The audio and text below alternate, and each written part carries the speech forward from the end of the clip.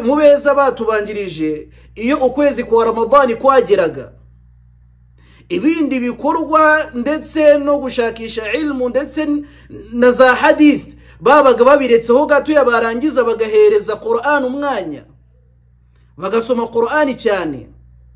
Ese wowe ufata umwanya kangahe ku munsi ugasoma aya zingahe page zingahe?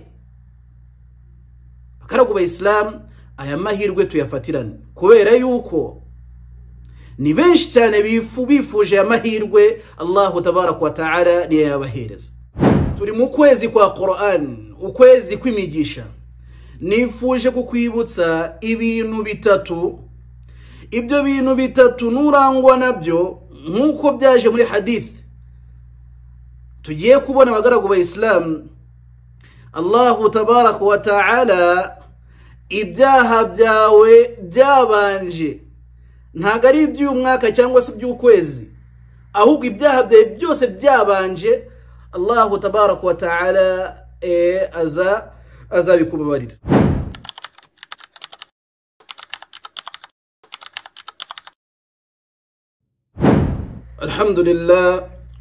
Alhamdulillah rabbil alamin والصلاة والسلام على من لا نبي بعده مصطفى محمد صلى الله عليه وسلم وعلى آله وأصحابه ومن تمسك بما كانوا عليه إلى يوم الدين. أما بعد نهشمني الله تبارك وتعالى الله ومجينغا وبريشمني چارچو چوسي أما هورو نبيجيشا نبابز بجا الله تبارك وتعالى nibisakare kumukunzi wacu umwarimu wacu intumwa Imana Muhammadin sallallahu alayhi wasallam wa nabiwe nabamukurikiye.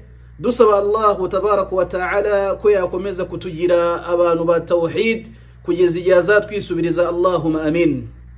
Vangu ba Islam, Allah tabarak wa ta'ala yaravuze ati ya ayyuhalladhina amanu kutiba alaykumus siyam كما كتب على الذين من قبلكم لعلكم تتقون. أتيمي أبيمي الله تبارك وتعالى mwategetswe gusiba igisibo cy'ukwezi kwa Ramadan nkuko umma zababanjirije zabitegetswe. Nta yindi ghaya, nta nindi ntego iri mu gusiba cyangwa se mu gutegekwa gusiba iki gisibo cy'ukwezi kwa Ramadan la'allakum tattaqun, nukugira ngo turusheho gutinya Allah tabarak wa ta'ala. Ugutinya Allah tabarak wa ta'ala byiyongere.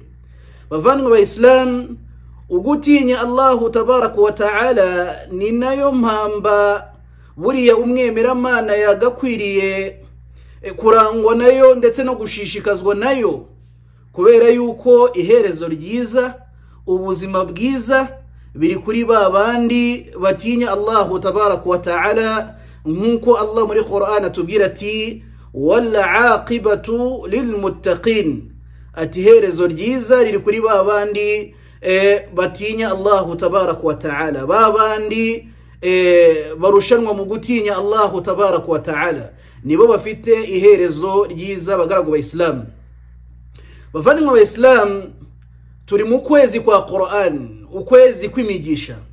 Nifuje kukwibutsa ibintu bitatu, ibyo bintu bitatu nurangwa nabyo nkuko byaje muri hadith tugiye kubona abagaragu ba Islam.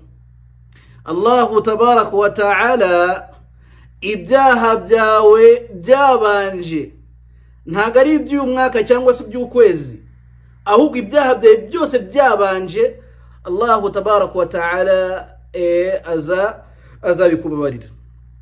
Bavandimwe Islam, turatangira na hadith ya mbere ayintumwa y'Imana Muhammadin sallallahu alayhi wasallam itubwira iti man sama ramadanan imanan wa ihtisaban ghufira lahu ma taqaddama min dhanbihi. Allahu akbar.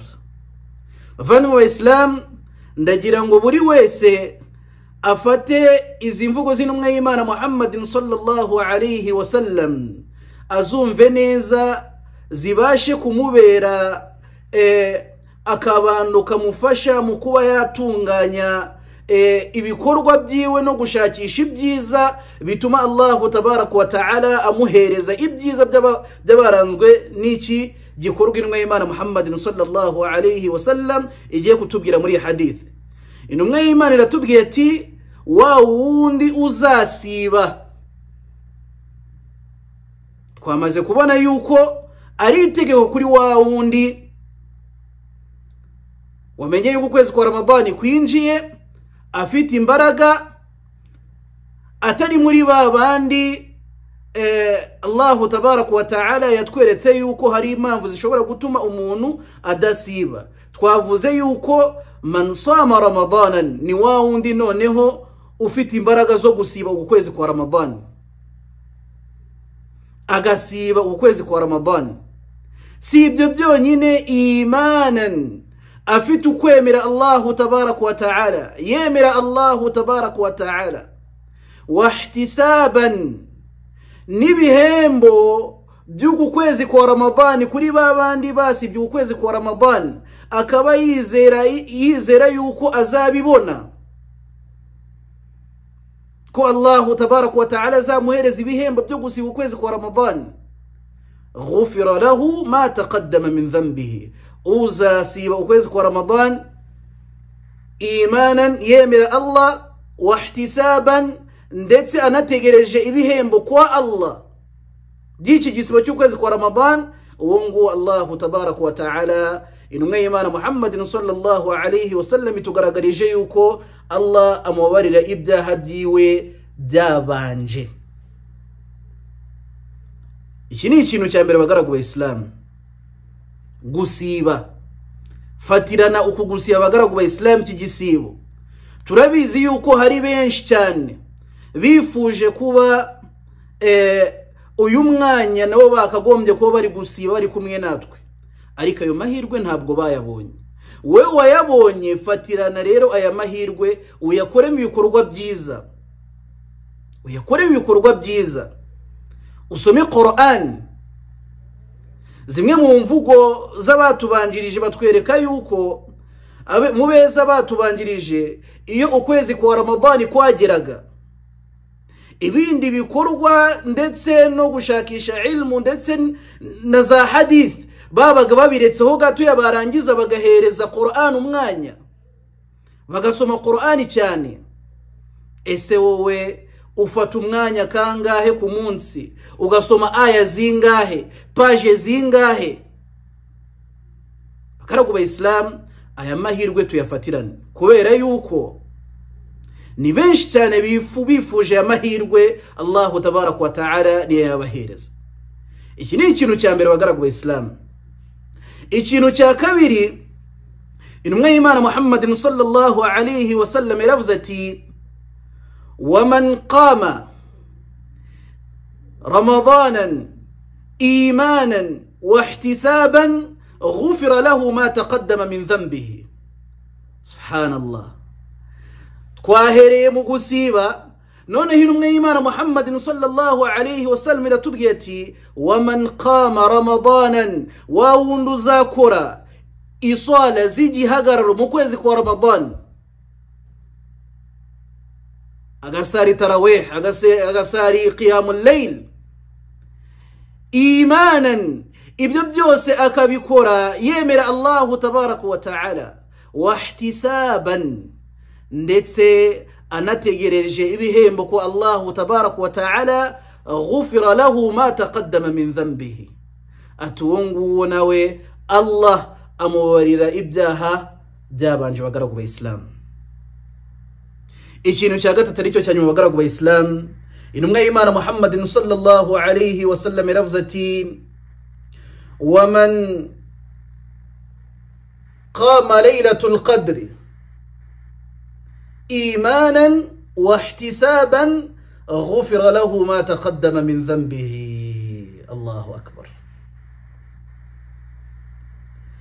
أتمونو uzashakisha Laylatul Qadri muri izi swala z'ibihagararo muri ukwezi kwa Ramadhan, agashakisha Laylatul Qadri imanan, afite kwemera Allah tabarak wa ta'ala wahtisaban ndetse anategereje ibihembo kwa Allah tabarak wa ta'ala ghufira lahu ma taqaddama min dhanbihi atungu nawe ababarirwa ibyaha byabanje bagaragu b'Islam ngaho reba ibintu bitatu bagaragu b'Islam wagakwiriye gufatirana Allah tabarak wa ta'ala akakubabarira ibyaha byawe byose kugeza ubwo